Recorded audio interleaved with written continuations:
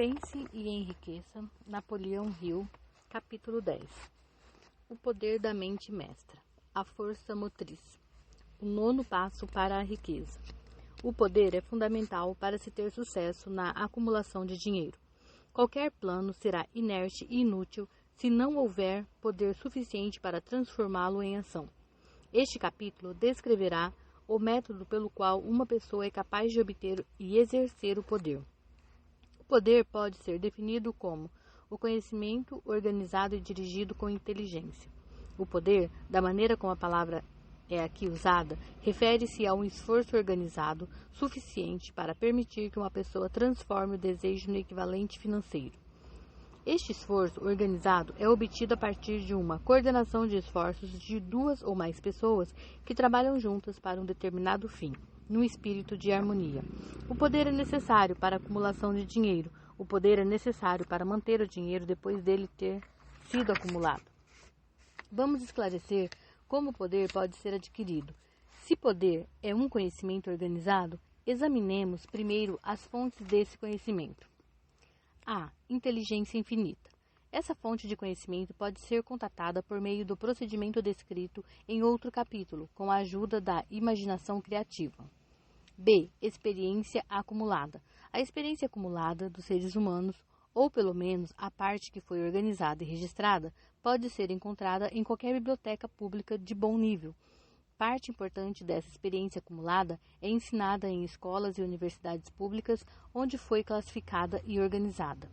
C. Pesquisa e experiência. No campo da ciência, assim como em praticamente todos os outros ramos do conhecimento, as pessoas estão reunindo, classificando e organizando fatos novos diariamente. Essa é a fonte para a qual temos que nos virar, quando o conhecimento ainda não está disponível como experiência acumulada. Aqui, também a imaginação criativa deve ser utilizada com frequência. O conhecimento pode ser adquirido a partir de qualquer uma das fontes acima. Pode ser convertido em poder se organizado em planos bem definidos que sejam colocados em ação. Um exame de 3 principais fontes de conhecimento revela prontamente a dificuldade que uma pessoa teria se dependesse apenas dos próprios esforços para reunir todo esse conhecimento e expressá-lo em planos bem definidos, que pudessem ser postos em prática. Se os planos dela forem ambiciosos, ela geralmente terá que convencer outras pessoas a cooperar antes de injetá-los com o necessário elemento do poder. Conquistando o poder pela mente mestra. A mente mestra pode ser definida da seguinte maneira: uma coordenação de esforço e conhecimento num espírito de harmonia entre duas ou mais pessoas para se alcançar um objetivo definido. Nenhuma pessoa pode ter grande poder sem utilizar uma mente mestra. No capítulo anterior, foram dadas instruções sobre a criação dos planos para transformar um desejo no equivalente monetário. Se você puser em prática essas instruções com perseverança e inteligência e escolher bem o seu grupo de mente mestra, já terá meio caminho andado em direção ao seu objetivo, antes que se dê conta disso. Para você compreender o potencial intangível do poder que terá disponível por meio de uma mente mestra bem escolhida, vamos explicar aqui 2 características do princípio da mente mestra. Uma de natureza econômica e a outra espiritual. A característica econômica é óbvia. Uma vantagem econômica pode ser obtida a partir de qualquer pessoa que se cerque dos conselhos, da orientação e da cooperação pessoal de um grupo de pessoas dispostas a ajudá-lo de todo o coração, num espírito de perfeita harmonia. Essa forma de aliança cooperativa é a base de quase todas as grandes fortunas existentes. O fato de você compreender essa grande verdade pode ser determinante para sua situação financeira. A fase espiritual do princípio da mente mestra é bem mais abstrata e difícil de se compreender, porque diz respeito a forças espirituais que a raça humana em geral não conhece direito. Mas você pode ter uma boa ideia do que eu estou falando a partir da seguinte frase: 2 mentes nunca se juntam sem criar uma terceira força invisível e intangível com as características de uma terceira mente. Tenha sempre em mente o fato de que só existem 2 elementos conhecidos no universo: matéria e energia. É fato notório que a matéria pode ser dividida em unidades, moléculas, átomos e elétrons. Há unidades de matéria que podem ser isoladas, separadas e analisadas. O mesmo acontece com as unidades de energia. A mente humana é uma forma de energia, sendo que parte dela é de natureza espiritual. Quando as mentes de duas pessoas são coordenadas num espírito de harmonia, as unidades espirituais de energia de cada uma delas criam uma afinidade que constitui a parte espiritual da mente mestra. O princípio da mente mestra, ou melhor, a característica econômica, foi mostrado para mim pela primeira vez por Andrew Carnegie há mais de 25 anos. A descoberta desse princípio foi responsável por eu ter escolhido essa linha de trabalho para a minha vida. A mente mestra do Sr. Carnegie se compunha de um grupo formado por cerca de 50 homens, dos quais ele se cercava, com o objetivo definido de fabricar e comercializar aço. E ele atribui toda a sua fortuna ao poder que acumulou através dessa mente mestra. Verifica o currículo de qualquer pessoa que tenha acumulado uma grande fortuna e muitas que acumularam uma fortuna menor e verá que elas se utilizaram, consciente ou inconscientemente, do princípio da mente mestra. Não se pode acumular grande poder a não ser por este princípio. A energia é o material de trabalho da natureza com o qual ela constrói todas as coisas materiais do universo, inclusive o ser humano, e toda forma de vida animal e vegetal. Por um processo que só a própria natureza compreende inteiramente, ela transforma a energia em matéria. Esse material de construção da natureza está disponível para as pessoas com a energia presente nos pensamentos. O cérebro de uma pessoa pode ser comparado a uma bateria. Ele absorve a energia do éter que permeia todos os átomos de todas as matérias e preenche a totalidade do universo. É inegável que um grupo de baterias elétricas vai gerar mais energia do que uma única bateria. Assim como também é inegável que uma bateria sozinha vai gerar uma energia proporcional à quantidade de capacidade das células que contiver. O cérebro funciona de maneira semelhante, e isso explica por que alguns cérebros são bem mais eficientes que outros, o que por sua vez leva a uma afirmação significativa: um grupo de cérebros coordenados ou conectados num espírito de harmonia, assim como um grupo de baterias elétricas, vai gerar mais energia do que uma única bateria. Com essa metáfora fica absolutamente claro porque o princípio da mente mestra guarda o segredo do poder exercido pelas pessoas que se cercam de outros bons cérebros. A isso se segue mais uma constatação, que vai nos aproximar ainda mais da parte espiritual do princípio da mente mestra. Quando um grupo de cérebros se coordena e funciona em harmonia, o aumento de energia gerado por essa aliança passa a estar disponível para todos os cérebros daquele grupo. É fato conhecido que Henry Ford começou a carreira no mundo dos negócios pobre, ignorante e analfabeto. Também é sabido que, num período incrivelmente curto de 10 anos, o Sr. Ford já havia superado as 3 dificuldades citadas e que em 25 anos havia se tornado um dos homens mais ricos dos Estados Unidos. Adicione a isso o conhecimento de que os passos mais rápidos do Sr. Ford aconteceram depois que ele se tornou amigo pessoal de Thomas Edison, e você vai começar a entender a influência que uma mente pode exercer sobre a outra. Dê mais um passo e descubra que as realizações mais extraordinárias do Sr. Ford vieram depois que ele conheceu Harvey Firestone, John Burroughs e Luther Burbank, todos estes homens de grande capacidade mental, e você terá mais uma prova do poder que pode ser produzido a partir de uma aliança amigável de mentes. Não há dúvida alguma de que Henry Ford seja uma das pessoas mais bem informadas no mundo industrial e dos negócios. Ninguém discute a riqueza dele. Analise agora os amigos mais íntimos do Sr. Ford, alguns dos quais foram aqui citados, e você será capaz de compreender a seguinte afirmação: as pessoas assumem a natureza, os hábitos e a maneira de pensar daquelas com que se associam, num espírito de simpatia e harmonia.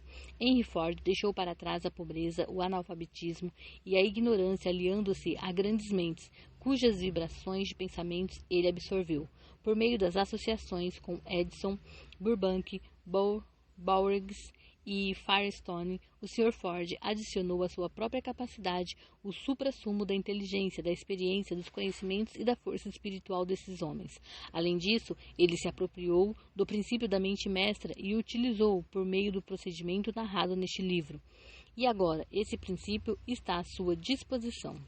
Já falamos aqui de Mahatma Gandhi, talvez a maioria das pessoas que têm ouvido falar de Gandhi o vejam apenas como um velhinho excêntrico que anda por aí sem roupas formais, criando problemas para o governo britânico. Na verdade, Gandhi não tem nada de excêntrico. É um dos seres humanos mais poderosos do mundo, estimando-se pelo número de seguidores que acreditam na liderança dele. Além do mais, ele talvez seja o ser humano mais poderoso que já existiu. O poder dele pode ser passivo, mas é real. Analisemos o método pelo qual ele adquiriu este esplêndido poder. Podemos explicar em poucas palavras. Ele obteve o poder induzindo 200 milhões de pessoas a coordenar corpo e mente no espírito de harmonia na busca de um objetivo definido. Resumindo, Gandhi operou um milagre, porque é realmente um milagre quando 200 milhões de pessoas podem ser induzidas e não forçadas a cooperarem no espírito de harmonia por um período indeterminado de tempo. Se ainda estiver em dúvida de que se trata de um milagre, tente convencer duas pessoas quaisquer a cooperar no espírito de harmonia por qualquer período de tempo. Qualquer pessoa que já tenha administrado um negócio sabe o quanto é difícil fazer com que os funcionários trabalhem juntos num espírito que, minimamente, parece ser de harmonia. A lista das principais fontes de onde se pode extrair o poder começa, como já vimos, pela inteligência infinita. Quando duas ou mais pessoas coordenam esforços dentro de um espírito harmônico e trabalham em direção a um objetivo definido, elas se colocam, por meio dessa aliança, em tal posição que conseguem absorver o poder diretamente desse grande estoque universal que é a inteligência infinita. Essa é a maior de todas as fontes de poder. É a fonte a qual o gênio recorre. É a fonte a qual todo grande líder recorre, esteja ele consciente disso ou não. As outras duas grandes fontes da qual se extrai o conhecimento e que são necessárias para a acumulação de poder não são mais confiáveis que nossos 5 sentidos, e eles nem sempre são confiáveis. Já a inteligência infinita não erra nunca. Nos próximos capítulos, iremos descrever melhor os métodos pelos quais a inteligência infinita pode ser acionada com mais facilidade. Este livro não é um curso de religião. Nenhum princípio fundamental descrito aqui deve ser utilizado para interferir, direta ou indiretamente, nos hábitos religiosos das outras pessoas. Este livro se restringe exclusivamente a ensinar de uma forma para o leitor transformar o objetivo definido desejado em dinheiro ou algum equivalente monetário. Leia, pense e medite à medida que for lendo. Logo, logo, todo esse assunto terá sido apresentado a você e poderá ser visto como um todo. No momento, você está acompanhando os detalhes dos capítulos individuais. O dinheiro é tão tímido e evasivo como as donzelas de antigamente. Ele precisa ser seduzido e ganho por métodos que acabam não sendo muito diferentes dos utilizados por um amante determinado que corteja a eleita. E, coincidência ou não, o poder usado para seduzir o dinheiro não é muito diferente do que se usa para cortejar uma donzela. Esse poder, quando bem utilizado na busca pelo dinheiro, precisa ser misturado com a fé, precisa ser misturado ao desejo, precisa ser misturado com a perseverança e precisa ser posto em prática por um plano. Tem que virar uma ação. Quando o dinheiro chega numa enxurrada, ele flui para quem o acumula com a mesma facilidade com que a água corre montanha abaixo.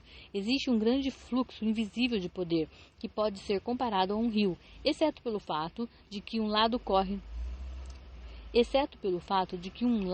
corre numa direção, dragando todos os que entram daquele lado na direção da riqueza, e o outro corre na direção oposta, carregando todos os infelizes que nele entram, e que não conseguem se livrar dele, numa espiral negativa de pobreza e miséria. Toda pessoa que acumulou uma grande fortuna conhece muito bem esse fluxo de vida. Ele se baseia no que a pessoa pensa. As emoções positivas do pensamento formam aquele lado do rio que leva à fortuna. As emoções negativas formam o lado que leva à pobreza.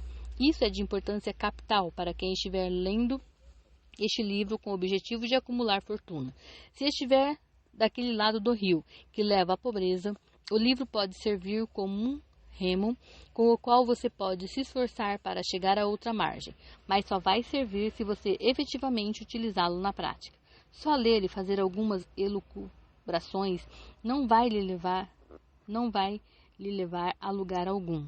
Algumas pessoas se alternam entre os lados positivo e negativo do rio, ficando às vezes do lado positivo e outras vezes no negativo. O crash de 1929 carregou milhões de pessoas do lado positivo para o negativo. Esses milhões de pessoas hoje estão lutando, algumas delas desesperadas e mortas de medo para voltar outra vez para o lado positivo.